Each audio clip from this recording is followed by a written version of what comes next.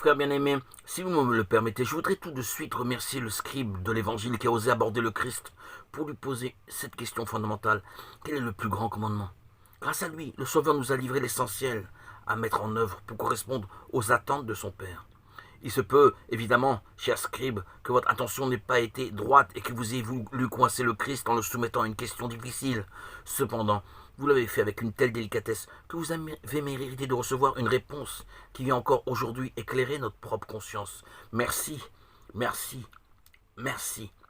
Comme vous le savez, amis qui m'écoutez, ce scribe, comme tous les membres du peuple d'Israël, était tenu de mettre en pratique au cours de sa journée pas moins de 613 commandements soigneusement hiérarchisés, partagés en deux catégories, les préceptes lourds et les préceptes légers.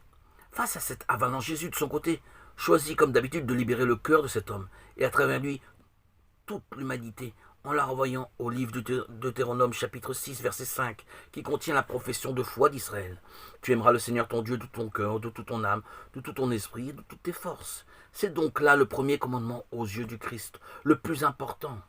Ici, nous devons déjà nous demander si notre amour pour Dieu saisit tout notre être, à commencer par notre cœur, car le danger est de mettre l'accent sur la croyance en Dieu, mais sans effusion affective. Or, le Père attend notre amour. Il ne veut pas être simplement cru, il veut être aimé. Pour vérifier si notre affectivité est au rendez-vous, si l'on tient à Dieu comme à une personne aimée, il n'y a qu'à mesurer la relation qui nous unit à lui quand on prie. Est-ce qu'on cherche à entrer en contact avec lui, à vivre quelques instants d'amour en sa présence?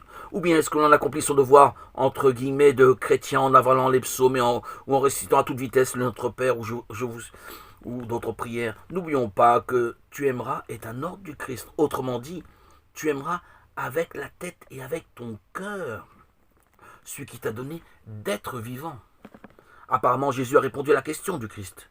Il aurait très bien pu s'arrêter à ce premier commandement, mais non. Il en ajoute un second auquel il donne la même valeur, à savoir l'amour pour le prochain, qui, lui aussi, soit dit en passant, doit saisir le cœur et l'esprit.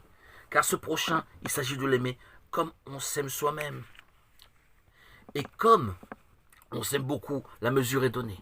Ce que tu désires pour toi-même, désire-le pour le prochain qui est devant toi. Et par voie de conséquence, soutiens-le, aide-le, console-le, comble-le avec tout ton amour.